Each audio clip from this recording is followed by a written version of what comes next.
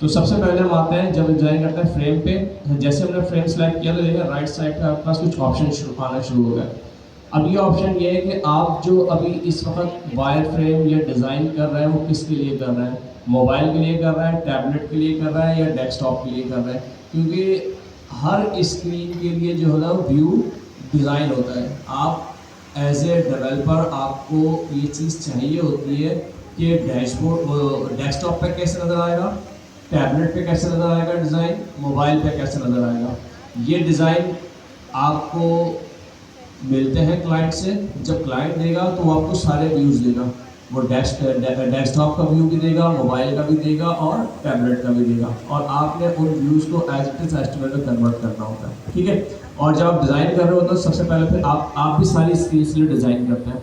तो सबसे पहले हम आते हैं डैशबोर्ड पे, वो डेस्कटॉप पे। ठीक है। डेस्कटॉप पे भी देखें ये आपको डिफरेंट ऑप्शन दे रहे हैं, मैकबुक है, वायर फ्रेम, टीवी। तो हम डेस्कटॉप सेलेक्ट कर लेते हैं। ठीक है।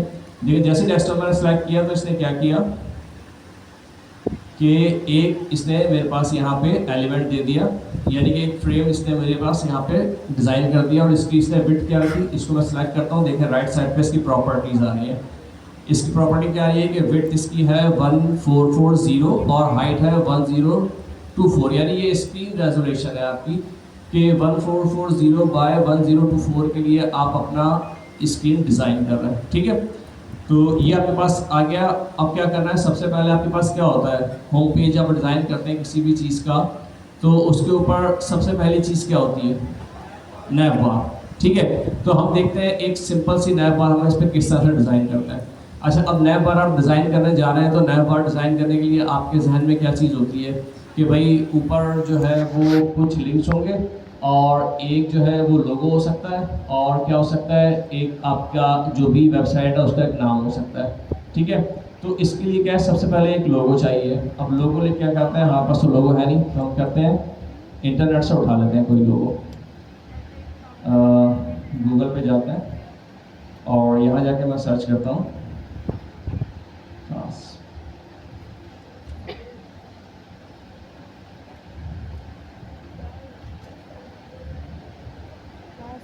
अच्छा, इसमें से ये वाला उठा लेना, ये मुझे थोड़ा सा अच्छा लगता है। अच्छा, अब इसके अंदर इशू ये है कि ये ट्रांसपेरेंट नहीं है, इसका एक बैकग्राउंड है। ठीक है। तो आपने क्या करना है, आपने इसका ओपन कॉपी लिंक एड्रेस करें, और एक वेबसाइट होती है रिमूव बैकग्राउंड। ठीक है। remove.bg। ये क्या करती है, आपके इमेज के अंदर जो बैकग्राउंड होता है उसको रिमूव कर देती है। तो अभी जो मैंने लोगो उठाया हुआ है उस लोगो के अंदर मैं आपको दिखा देता हूँ। देखें क्या है, बेसिकली मैंने क्या किया, यहाँ पे ये डिज़ाइन किया, और वो जो मैंने लोगो उठाया हुआ था ये रहा। इसको मैंने कॉपी करता हूँ और कॉपी करके यहाँ पेस्ट कर देता हूँ।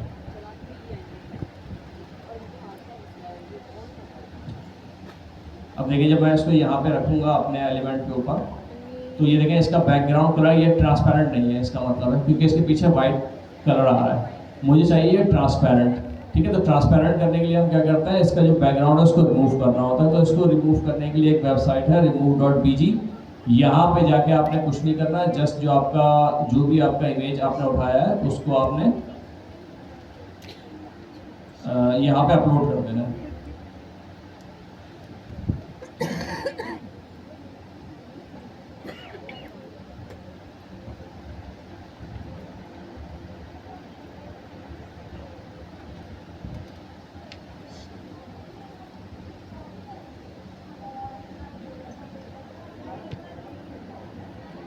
देखिए अब ये डिपेंड करता है ना कि अब क्योंकि मैं तो यहाँ पे पढ़ाने के लिए, आपको सिखाने के लिए कर रहा हूँ ना, तो मेरे पास इमेजेस नहीं है, तो मैंने इंटरनेट से उठा लिया। लेकिन जब आप चीज़ डिज़ाइन कर रहे होंगे, अब कोई लोगो है किसी का, आप किसी कंपनी के लिए काम कर रही हैं, तो उसका तो अपना लोगो है ना, वो लोगो इंटरनेट पे तो अवेलेबल नहीं होगा। अब वो लोगो या तो क्लाइंट आपको देगा या वो आपसे आएगा, आप लोगो पे डिज़ाइन कर दें, तो फिर वो लोगो तो आपने डिज़ाइन के पास रखा हुआ होगा ना, वो आप यूज़ कर लेंगे। और अगर क्लाइंट ने दिया हुआ है तो वो क्लाइंट का आप यूज़ कर लेंगे। ठीक है। अच्छा देखिए, एक वेबसाइट जब बनती है ना, तो सिर्फ उसमें डेवलपमेंट नहीं होती। डेवलपमेंट से पहले ही बहुत सारी चीज़ें होती हैं। एक सॉफ्टवेयर हाउस होता है ना, उसमें मल्टीपल डिपार्टमेंट्स होते हैं। जिसमें से जब भी एक नया प्रोजेक्ट आता है, सर ने बताया सबसे पहले क्या होती है, डिज़ाइनिंग। तो डिज़ाइनिंग करने के लिए पूरा एक डिपार्टमेंट होता है जिसे कहते हैं डिज़ाइन डिपार्टमेंट, वेब डिज़ाइनर जिसे कहते हैं। तो ये सारे काम वही करते हैं। लोगो नॉर्मली हम खुद क्रिएट कर रहे होते हैं, और वेबसाइट का डिज़ाइन भी डिज़ाइनर ही बना रहे होते हैं। डेवलपर को नॉर्मली वो डिज़ाइन मिल जाता है और उस डिज़ाइन से उसे वेबसाइट बनानी होती है। लेकिन इसके लिए भी डेवलपर को फिग्मा आना ज़रूरी है। क्यों? क्योंकि उसी फिग्मा को देख कर ही डेवलपर वेबसाइट बनाता है। सर ने एक बात कही, पिक्सल परफेक्ट। क्या मतलब है इसका? जैसा आपका फिग्मा है, उसकी जितनी एक एलिमेंट की विड्थ है, हाइट है, रिस्पॉन्सिवनेस में वो कैसा है, बिल्कुल ऐसा ही आपको वेबसाइट बनानी है, डिज़ाइन को कन्वर्ट करना है। तो इन सारी चीज़ों के लिए एक अच्छे डेवलपर को फिग्मा की भी थोड़ी नॉलेज होनी चाहिए, क्योंकि एक टूल है फिग्मा। फिग्मा क्या है? टूल है। जब तक आपको एक चीज़ इस्तेमाल करना नहीं आएगी सही से, आप उस पर काम कैसे करेंगे? तो आपको यहाँ जो सर फिग्मा पढ़ा रहे हैं, इसका मेन मकसद ये है कि आपको फिग्मा इस्तेमाल करना आ जाए, उसको यूज़ करना आ जाए, ताकि कल जब आपको एक डिज़ाइन मिले या कोई एक क्लाइंट आए, फ्रीलांसिंग में तो सब कुछ बंदा खुद ही कर रहा होता है ना, वन मैन आर्मी होता है। कल को आपके पास एक क्लाइंट आया, उसने कहा भाई ये मेरा आइडिया है, मुझे इसका डिज़ाइन बना के दिखाओ, तो आप डिज़ाइन ही बना सकते होंगे। फिर उसी डिज़ाइन को कन्वर्ट करना है किसमें? HTML में। ठीक है, समझ आ गया सर? इसमें नया पार्ट डिज़ाइन करना है। नया पार्ट डिज़ाइन करने के लिए हम क्या करते हैं कि अपना जो शेप्स हैं, इन शेप्स के अंदर जाते हैं और यहाँ पे हम रेक्टेंगल वाली शेप सेलेक्ट करते हैं और इसको हम यहाँ पे ड्रॉ करते हैं। अच्छा, अब इसको क्या करते हैं कि हम देखते हैं कि हमारा जो मेन फ्रेम है उसकी हमारे पास विड्थ कितनी थी, हमने देखा 1440, तो इसकी हमने यहाँ पर आया और यहाँ आके हमने जो अपना 1440 कर दिया इसको। तो ये देखें 100% यानी कि जितनी हमारा कैनवस की जितनी विड्थ थी उतनी विड्थ हमारी मैन्युअल की हो गई। ठीक है। अच्छा, और हाइट हमने क्या कहा, इसकी हाइट जो है वो हमने कर दिया 60 रख दिया हमने कहा जो हमारी मैनैप बार है उसकी विड्थ जो है वो पूरी स्क्रीन पे स्ट्रेच होगी और हाइट जो है वो 60 होगी, 60 पिक्सेल्स। ठीक है। और इसको टॉप के साथ अटैच होना चाहिए, तो हमने इसको टॉप के साथ अटैच कर दिया। अच्छा, मैं तो मैनुअली कर रहा हूँ ना, यहाँ पे इसका एक तरीका और भी है। तरीका क्या है, इसको आप सिलेक्ट करें और यहाँ पे आपको देखें अलाइनमेंट का ऑप्शन नज़र आ रहा है। ठीक है। तो आप इसको जो है वो वर्टिकल अलाइन भी कर सकते हैं, टॉप अलाइन भी कर सकते हैं, सेंटर अलाइन भी कर सकते हैं। ये सारा ऑप्शन जैसे ही मैंने प्रेस किए तो ये देखें ये बिल्कुल मेरे पास टॉप अलाइन हो गई और सेंटर अलाइन, यानी कि जो मेरा नैप बार था वो बिल्कुल मेरे कैनवस के टॉप पे जाके और उतनी ही विड्थ का हो गया। ठीक है। अब इसके अंदर क्या करना है, ये मेरी नैप बार है, मैंने कहा चले इस नैप बार का बैकग्राउंड कलर भी होना चाहिए। तो जैसे इसको मैंने सेलेक्ट किया तो राइट साइड पे प्रॉपर्टी बॉक्स खुल गया। इस प्रॉपर्टी बॉक्स के अंदर इसके अंदर आ रही है इसकी विड्थ, हाइट, और यहाँ पे देखें ये फिल, इसका कलर दिखा रहा है। यहाँ से आप इसका कलर भी सिलेक्ट कर सकते हैं। तो मैंने कहा कि चलो इसका बैकग्राउंड में कोई अच्छा सा कलर रख लेते हैं, ये रख लेते हैं। क्या वो कुछ काम करते हैं, स्क्रीन पर नज़र आ रहा है, मैंने इसको 60 हाइट रखी हुई थी, थोड़ी सी हाइट बड़ी कर लेता हूँ ताकि थोड़ा सा नज़र आए स्क्रीन के ऊपर। तो इसकी हाइट हो गई तकरीबन 142, मैंने चले 150 कर लेते हैं पूरी इसकी हाइट, 150 पिक्सेल्स। ठीक है।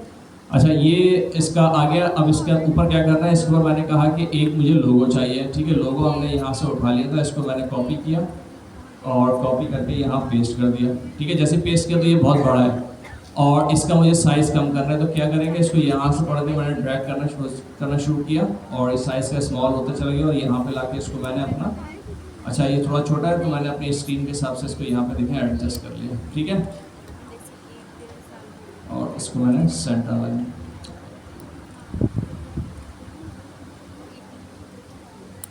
अब देखें क्योंकि पहले क्या था, पहले इसका अंदर बैकग्राउंड कलर था तो ये वाइट बैकग्राउंड कलर था तो ये दे रहा था, मैंने इसको ट्रांसपेरेंट कर दिया। ट्रांसपेरेंट करने से क्या हुआ, मुझे सिर्फ लोगो मिल गया और जो मेरा बैकग्राउंड कलर था वही नज़र आना शुरू हो गया पीछे। अच्छा, इसके बाद इस लोगों के साथ मुझे रखना है एक टेक्स्ट, ठीक है। तो टेक्स्ट के लिए हमें पता है चाहिए होता है हमारे पास, ये सिलेक्ट किया और जहाँ हमें लिखना है वहाँ कर्सर प्लेस करके यहाँ पे मैंने लिख दिया इसको GIAIC, ठीक है। अच्छा, ये बहुत छोटा सा आ रहा है, इसके लिए क्या करेंगे, ये ऑलरेडी सिलेक्ट है, यहाँ पे देखें राइट साइड पे आपके पास इसके फॉन्ट साइज आ रहा है, ठीक है। यहाँ से इसका फॉन्ट साइज बड़ा करते हैं, इसको मैंने कर दिया 48।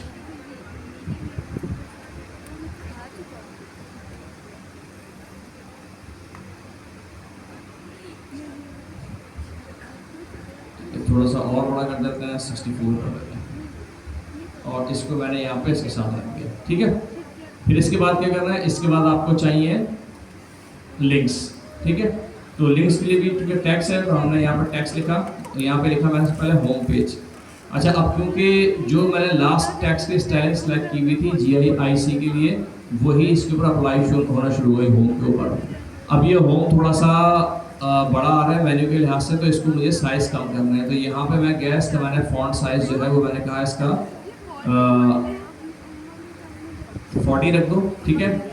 अच्छा, इसका जो आपके पास फॉन्ट्स है ये भी चेंज सकते हैं। डिफ़ॉल्ट में इंटर दिखा रहा है, मैंने कहा कि इसको जो है वो वर्डाना कर दो, ठीक है। वर्डाना कर दिया। इसका जो फॉन्ट साइज था वो रेगुलर है, बोल्ड है, मैंने कहा इसको बोल्ड कर दो, ठीक है। ये सारी चीज़ें हो गई। तो ये मेरे पास एक होम का, अच्छा मैंने कहा इसका कलर भी चेंज करना है, मैंने इसका गया कलर और कलर जाके यहाँ फिल था, फिल पे जाके मैंने सेलेक्ट किया और इसका कलर कुछ जो है वो ये रख देते हैं, ठीक है। अच्छा, ये मेरे पास एक लिंक बन गया मेन्यू का। ऐसे ही मुझे और चाहिए, तो मैंने क्या किया, इसको सिलेक्ट किया और ऑल्ट दबा के इसको ड्रैग किया, इसकी कॉपी बन गई। फिर सिलेक्ट किया, ड्रैग किया, सिलेक्ट एंड ड्रैग, ठीक है।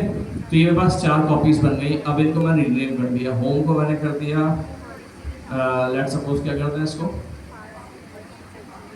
अबाउट करते हैं, ठीक है। होम को क्या करते हैं, दूसरे को कॉन्टैक्ट और तीसरे को हम कर देते हैं सर्विसेज, ठीक है। अब ये देखें, ये आपके पास कुछ जिगजैग आ रहा है, ठीक है, अलाइनमेंट नहीं है।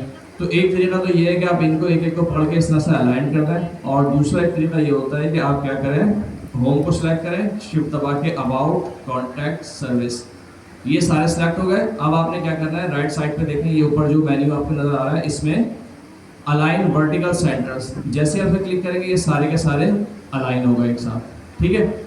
लेकिन ये वापस के अंदर मिले हुए हैं, तो इसके अंदर क्या करना है आपने,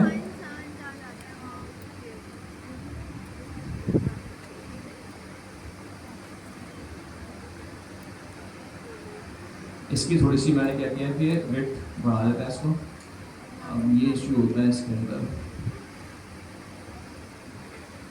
ठीक है, ये विड्थ बढ़ाई और इसको मैंने यहाँ पे रख दिया। अच्छा, अब ये जो है वो इनके दरमियान में स्पेसिंग देखें आप, इक्वल नहीं है, ठीक है। इक्वल स्पेसिंग चाहिए, मैंने क्या इसको सिलेक्ट किया और सिलेक्ट करके यहाँ पर आएंगे, आपको यहाँ पे लेआउट नजर आ रहा है।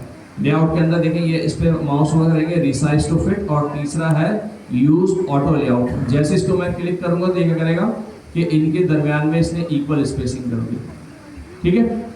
तो ये आपके पास जो है वो एक छोटा सा मेन्यू आपने डिज़ाइन किया फिग्मा के अंदर, ठीक है। अच्छा, अब ये मेन्यू डिज़ाइन कर लिया। मेन्यू के बाद फिर उसके बाद क्या चीज़ होती है आपके पास डिज़ाइन करने के लिए, ये खोल लेते हैं, चलें। ये देखिए नैप बार है, और नैप बार के नीचे अंदर जो है वो सबसे पहले हीरो सेक्शन, इसमें क्या है, टॉप स्टोरी से जो भी इंपॉर्टेंट कंटेंट आपने यूज़र को दिखाना है वो होता है। तो हम क्या करते हैं कि यहाँ पर एक हीरो सेक्शन डिज़ाइन करते हैं, ठीक है। यानी कि एक एलिमेंट, बेसिकली हम देखें इतना टाइम यहाँ पे नहीं है कि पूरी वेबसाइट हम यहाँ पर डिज़ाइन कर सकें, सिर्फ ओवरव्यू देना है कि काम किस तरीके से होता है। नैप बार हमने डिज़ाइन की, इसके अंदर हमारे पास सारे एलिमेंट आ गए जो हम फिल्मों में यूज़ कर सकते हैं, ठीक है। एक हम हीरो सेक्शन डिज़ाइन कर लेते हैं और इसके बाद फिर इसको वेबसाइट किस तरह से, जो इसको यूज़ करना आपके पास आ गया ना कि यूज़ किस तरह से होगा। फिर इसको फर्दर एक्सप्लोर हम आपको जो है वो शेयर कर देंगे यूट्यूब की वीडियोस, जो कि ऑफिशियल वीडियोस है यूट्यूब की, उनके अंदर पूरा फिग्मा की किस तरह से काम होता है वो आपको आप उससे फर्दर उसको डिटेल में आप फिर कोशिश करेंगे इस हीरो सेक्शन को हम HTML में कन्वर्ट करके देखें कि फिग्मा से HTML में कन्वर्ट किस तरह करेंगे।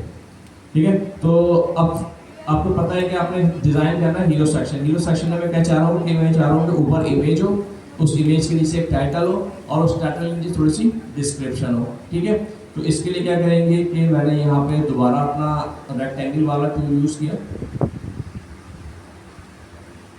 ठीक है, और इसकी विड्थ जो है वो है 800 कर दी मैंने, और इसकी हाइट जो है वो 700 कर दी, या विड्थ इसकी 700 कर देते हैं और हाइट भी 700 कर देते हैं। ठीक है, अच्छा इसमें क्या चाहिए, एक इमेज चाहिए, तो इमेज क्या करता हूँ मैं, यही करता हूँ कि ये वाली इमेज कॉपी कर लेता हूँ मैं और फिग्मा पे लाके प्लेस कर दिया।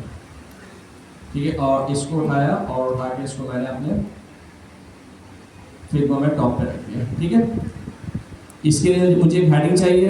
हेडिंग के लिए मैंने क्या किया, यहीं पर ही क्लिक किया और ये हेडिंग मैंने कॉपी की यहाँ पे, और ये देखिए हेडिंग भी आ गई। ठीक है, इसको मैंने सेलेक्ट किया, सेलेक्ट करके इसका साइज में छोटा करना है क्योंकि इसको मुझे इस जो मैंने बॉक्स बनाया हुआ है इस बॉक्स के अंदर चाहिए। तो इसको सेलेक्ट करके मैंने इसका साइज थोड़ा सा रिड्यूस किया यहाँ से और इसको मैंने यहाँ पे लाके प्लेस कर दिया अपना। ठीक है, और इसके साथ मुझे चाहिए एक छोटी सी डिस्क्रिप्शन। उस डिस्क्रिप्शन के लिए मैंने क्या किया, यहाँ से ये कंटेंट उठाया और अच्छा ये आप सब चीज़ें टाइप भी कर सकते हैं, मैं सिर्फ टाइम बचाने की कॉपी पेस्ट कर रहा हूँ, वरना ये टी का जो टूल है टाइप का ये रहा, ये बेसिकली इसी पर्पस के लिए कि आप यहाँ से इसको टाइप भी कर सकते हैं। ठीक है, मैंने जो सिर्फ टाइम बचाने के लिए मैं कर रहा हूँ कॉपी पेस्ट कर रहा हूँ। ठीक है, इसकी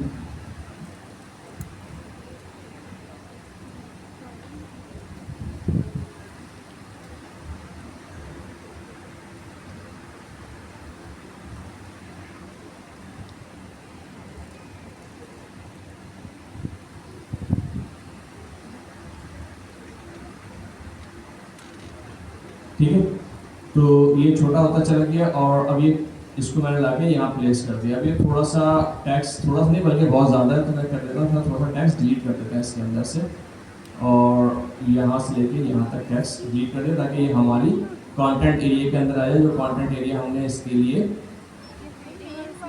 एलोकेट किया हुआ है। ठीक है, अभी भी ये कम है। अच्छा बेसिकली अब होगा क्या, अब ये तो मैंने वहाँ कॉपी पेस्ट किया ना, देखें फॉन्ट साइज इसने बहुत बड़े रखे हैं, तो अब हमें बेसिकली अपने डिज़ाइन के हिसाब से चीज़ें करनी होती हैं। तो हम क्या करेंगे, इसको थोड़ा सा डिज़ाइन करना शुरू करेंगे। ये वाली जो हेडिंग है मैंने कहा कि इसका साइज देखते हैं क्या है, इसकी देखें, इसका वर्डाना है, बोल्ड है और फॉन्ट साइज 40 है, तो मैं क्या करता हूँ फॉन्ट साइज का मैं 36 कर देता हूँ, थोड़ा सा कम कर दिया। और ये तीसरे भी डिस्क्रिप्शन थी, इसको मैंने सेलेक्ट किया, तो ये भी वर्ड आना है, बोल्ड है, तो मैंने कहा क्योंकि डिस्क्रिप्शन है छोटी सी तो इसको हम रेगुलर कर देते हैं बोल्ड के बजाय, और फॉन्ट साइज जो है इसका वो मैं 24 रख लेता हूँ। ठीक है, ये आ गया। अच्छा अब इसके बाद मैंने कहा मुझे एक बटन चाहिए इसके नीचे जिसमें मैं लिख दूँ रीड मोड। ठीक है, तो बटन बनाने के लिए भी हम क्या करते हैं कि अपने रीड टूल यूज़ करते हैं, यहाँ पे हम आए और इसके ऊपर मुझे लिखना है रीड मोड। तो रीड मोड लिखने के लिए क्या होता है, लिखने के लिए आपके पास टेक्स्ट होता है, यहाँ पे आपने लिखा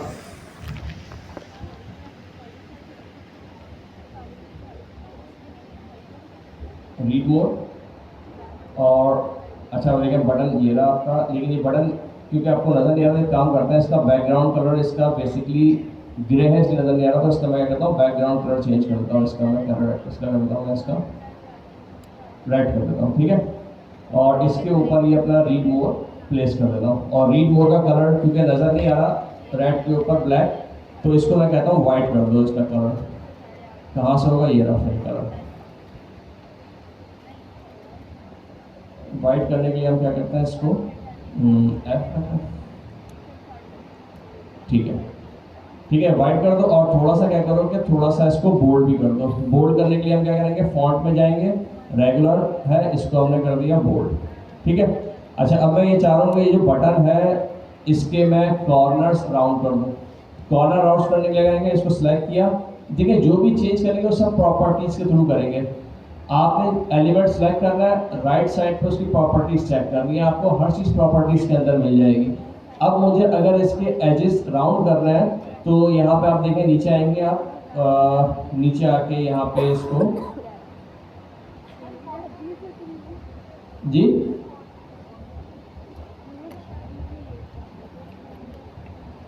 अच्छा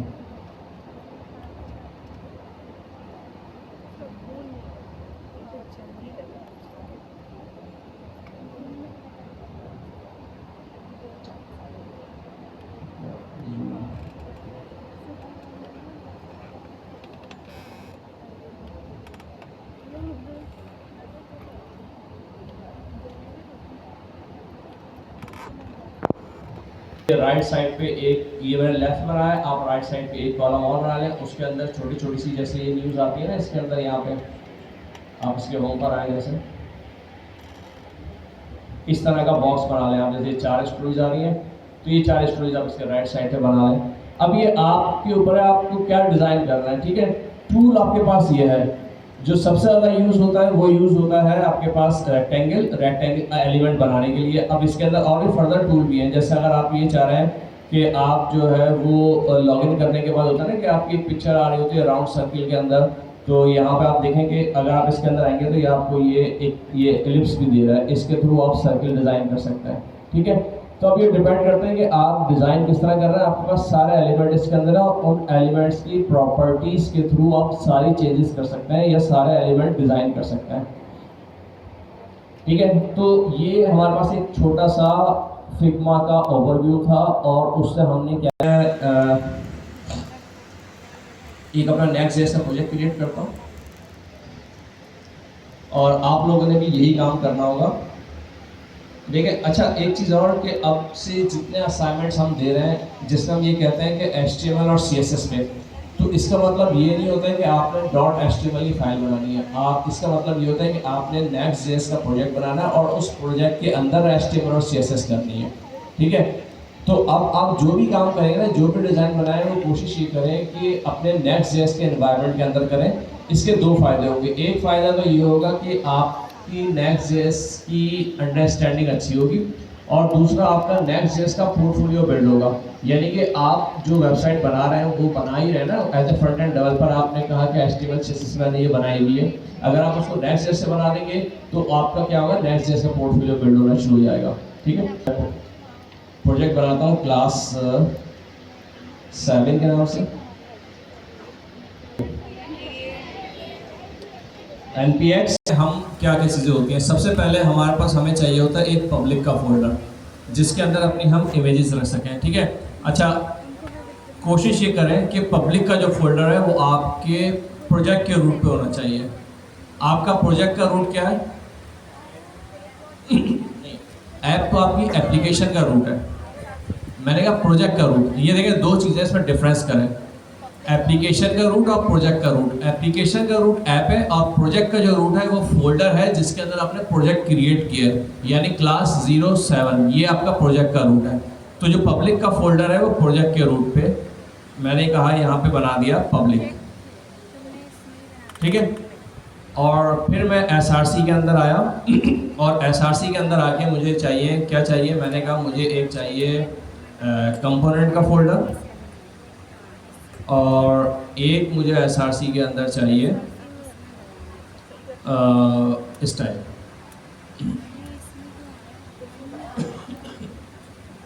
ठीक है। ये 2 फोल्डर मैंने बना लिए। अच्छा अब क्या करना है कि कंपोनेंट में तो ऑफ कोर्स मैं कंपोनेंट डिज़ाइन करूँगा और स्टाइल के अंदर मैं एक फ़ाइल बना लूँगा अपनी style.css कर लेते हैं, चलो इसको फिलहाल, ठीक है। और ऐप के अंदर जाकर मैं क्या करता हूँ कि अपना जो मेरा लेआउट है इसमें global.css को मैं मार्क कर देता हूँ ताकि मेरी जो टेलमेंट की CSS है वो उसका इम्पैक्ट ख़त्म हो जाए मेरे प्रोजेक्ट के ऊपर से, और जो मैं कस्टम CSS यूज़ कर रहा हूँ उसके मेरे पास स्टाइलिंग आना शुरू हो जाए, ठीक है। अभी मैंने क्या किया है, जस्ट अपना प्रोजेक्ट कन्फिगर किया है, ठीक है। अच्छा इस प्रोजेक्ट को मैं रन भी कर लेता हूँ, मैंने कहा npm run dev,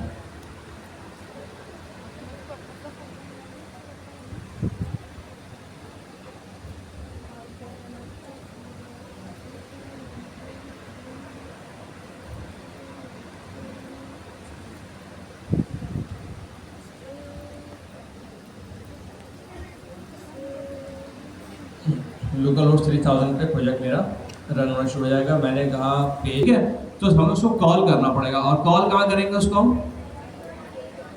लेआउट पे। ठीक है, तो कहाँ गया लेआउट? ये रहा।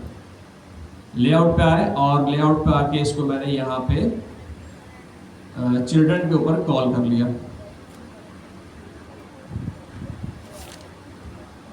ठीक है, अच्छा ये कॉल कर लिया, अभी भी ये एरर दे रहा है, ये कह रहा है कि आपने कॉल कर लिया है लेकिन इसका रेफरेंस डिफाइन नहीं किया कि ये कॉल कहाँ से किया है। तो ये करने के लिए हम क्या करते हैं, अपने ऊपर आते हैं और यहाँ आके हम कहते हैं कि इंपोर्ट करो नैव बार को फ्रॉम, कहाँ से? कंपोनेंट के फोल्डर में से नैव बार। ठीक है,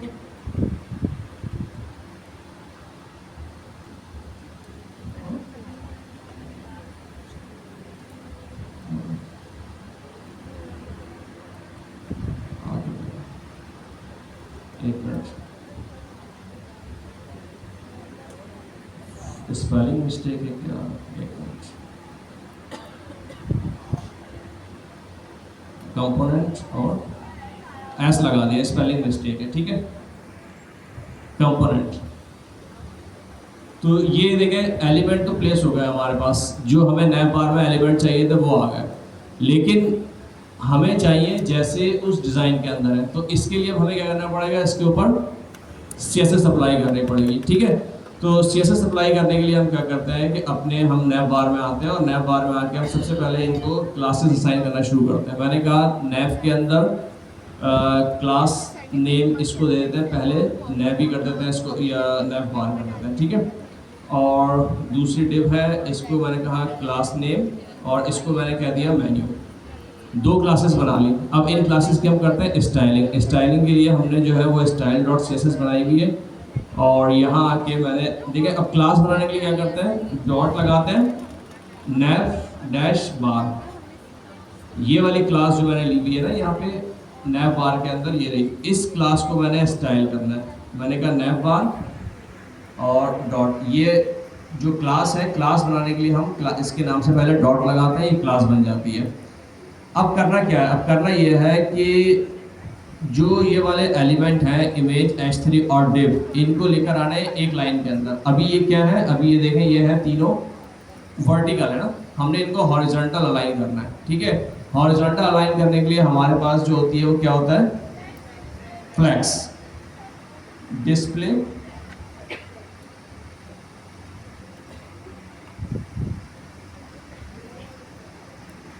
अभी हम कस्टम यूज़ कर रहे हैं, फिर टैलेंट में कस्टम इसलिए यूज़ कर रहे हैं कि कस्टम बनाने आने चाहिए। अगर कस्टम बनानी आएगी तो टैलेंट भी यूज़ कर सकते हैं, लेकिन आपने टैलेंट यूज़ कर लिया और बैक एंड पता ही नहीं है कि हो क्या रहा है। अच्छा, कस्टम यूज़ करने से ये होता है कि एक एक चीज़ आपके कंट्रोल में होती है कि कितने पिक्सल्स क्या रखना है, किस जगह पर रखना है। तो हम अभी क्या कर रहे हैं, कस्टम पे काम कर रहे हैं, और फिर इसको बाद में हम मूव कर जाएंगे टैलेंट के ऊपर, जब हमें कस्टम समझ में आ जाएगी तो। ठीक है, जैसे ही हमने इसको फ्लैक्स किया तो यहाँ पर आए, हम देखें कि ये अप्लाई अभी नहीं हुई। क्यों अप्लाई नहीं हुई? क्योंकि हमने यहाँ पे जो है वो ये क्लास स्टाइल के अंदर तो बना दी है, लेकिन ये इसको कैसे पता चलेगा स्नैप बार को कि ये जो क्लास यूज़ की गई ये उठानी कहाँ से? इसका मतलब है कि हमें यहाँ पे इसका रेफरेंस चाहिए, इंपोर्ट करनी पड़ेगी अपनी हमने स्टाइल की फाइल को। ठीक है, मैंने कहा डॉट डॉट करके बाहर आओ, स्टाइल में जाओ और स्टाइल डॉट CSS इम्पोर्ट कर लो। देखें अब ये क्या हुआ, ये तीनों एक लाइन में आ गए, लोगो, GIC और होम पेज। ठीक है, अब इनको थोड़ा सा और अलाइन करते हैं। अब क्या करना है कि जो मैंने लिंक है ये लिंक होने चाहिए राइट साइड पे, और जो दोनों चीज़ें बाकी हैं वो लेफ्ट पे होने चाहिए। तो इसके लिए हमने क्या किया, जो फ्लैक्स की प्रॉपर्टी यूज़ की हुई है, हमने यहाँ पे आके एक प्रॉपर्टी और यूज़ कर ली, जस्टिफाई कंटेंट की, और इसको हमने क्या कर दिया, स्पेस बिटवीन। ठीक है, स्पेस बिटवीन से क्या होगा कि ये जितने भी एलिमेंट हैं इक्वल डिस्टेंस हो जाएगा इनके दरमियान में। ठीक है, अच्छा अब ये क्या हुआ, ये लोगो आ गया, ये GIC आ गया, और ठीक है ये तो समझ में आ गया कि वैल्यू हमारा राइट साइड पे चले गया, लेकिन हमें GIC जो है ये लोगो के साथ चाहिए। तो इसका मतलब क्या हुआ, इसका मतलब ये हुआ कि ये जो इमेज और H3 है इसको भी मुझे एक डिफ के अंदर रखना चाहिए। अब देखें ये सारी चीज़ें होती हैं जब आप काम कर रहे होते हैं ना, तो फिर आप उस वक्त साथ साथ इन चीज़ों को हैंडल करते जाते हैं। मैंने जब देखा कि भाई ये इशू आ गया तो मैंने इन सबको एक डिफ के अंदर डाल दिया और उससे क्या हुआ मेरे पास, अब देखें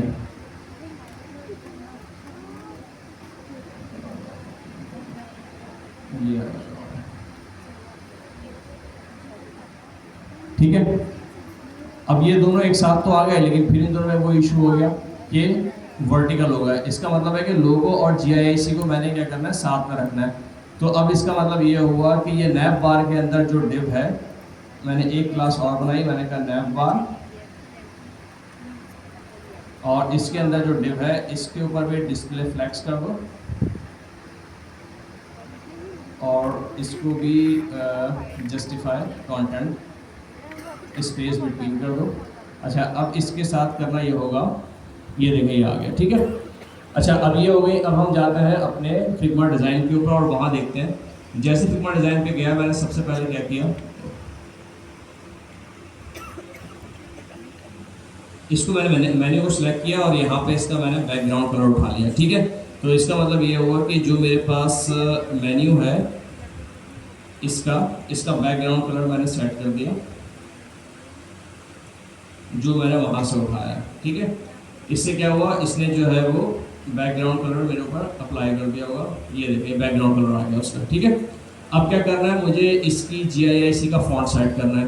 अच्छा, GIIC का फॉन्ट कहाँ पर है, आप आए नैप बार में, नैप बार और H3। तो आपने कहा कि यहाँ पे जो नैप बार है इसका H3 जो है इसकी मैंने इसकी सेटिंग कर दी है। ठीक है, यानी कि नैप बार के अंदर क्लास है, उसके अंदर जो H3 है, ये नैप बार की क्लास थी और इसके अंदर ये वाला H3, इसकी मुझे स्टाइलिंग करनी है। मैं यहाँ पर आया और स्टाइलिंग क्या करनी है, ये हमने अपने फिग्मा के डिज़ाइन में जाके देखा कि PIC को सिलेक्ट किया। यहाँ पर आकर हमने देखा कि इसका रेगुलर है 64 है और इसका टेक्स्ट कलर तो ब्लैक ही है।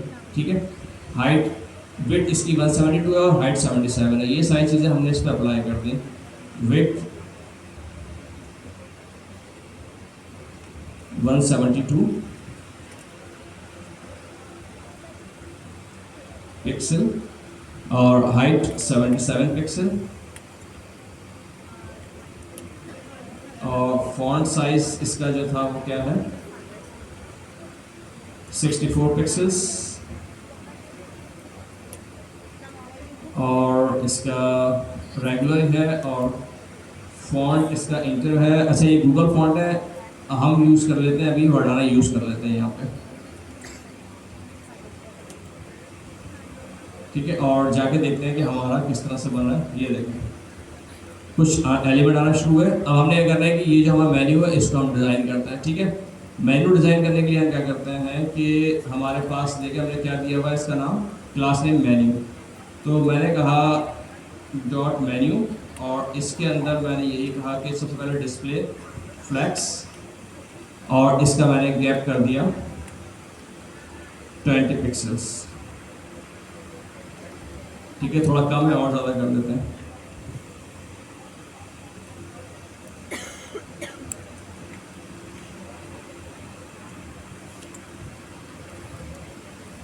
ठीक है, देखिए स्पेस आ गया इनके दरमियान में। अच्छा, ये थोड़े से छोटे हैं, इनको क्या करना है, थोड़ा इनका फॉन्ट का साइज बड़ा करना है। तो अब आप ये देखेंगे मेन्यू के अंदर जो है ये बेसिकली एंकर का लिंक है, तो इस एंकर के लिंक के ऊपर हमने फॉन्ट अप्लाई करना है। तो मैंने क्या किया, यहाँ का मेन्यू और एंकर और इसके अंदर मैंने कहा फॉन्ट साइज और वहाँ से फिग्मा से जाकर देखेंगे फॉन्ट साइज एक्चुअली था क्या मेरे पास। इसका होम सेलेक्ट किया मैंने और होम के ऊपर फॉन्ट साइज देखें इसका 40 है और बोल्ड है वर्डाना। ठीक है, तो यहाँ पे हमने दे दिया 40 पिक्सल्स, फॉन्ट वेट दे दिया हमने इसको बोल्ड और फॉन्ट फैमिली सी हमने कर दी वर्डाना। ठीक है, और क्या क्या है इसके अंदर, ठीक है कलर है, इसका कलर क्या है ये कॉपी कर दिया यहाँ से और कलर जाके यहाँ पे कॉपी कर दिया हमने इसका। ठीक है, ये 4 प्रॉपर्टीज थी, ये हमने यहाँ पे इसके अंदर डाल दी मेन्यू एंकर के अंदर। और अब इसको हम जाकर देखते हैं कि किस तरह से डिस्प्ले हो रहा है। ये देखें कुछ आया उस तरीके से, लेकिन अभी क्या है कि इसके अंदर अंडर लाइन आ रही है। अंडरलाइन हमारे पास जो है डिज़ाइन में नहीं है, तो ये ख़त्म करने के लिए हम क्या करेंगे, यहाँ पर एक प्रॉपर्टी होती है इसकी टेक्स्ट डेकोरेशन की, उसको हम कर देंगे नन। ठीक है, तो ये देखिए ये भी चला गया। अच्छा, अब ये है ऊपर बिल्कुल लगा हुआ, हमें चाहिए ये बिल्कुल सेंटर अलाइन। तो हमने यहाँ पे देखा है कि ये हमने लिया हुआ है फ्लैक्स, तो इसको अगर हम कर देते हैं अलाइन आइटम सेंटर, तो ये आ जाएगा आपके पास सेंटर में। ठीक है, तो ये देखिए ये हमने जो है वो कुछ मिलता जुलता उससे मेन्यू डिज़ाइन कर लिया है। ठीक है, तो ये बेसिकली इस तरीके से आप जो है वो करते ये है कि जो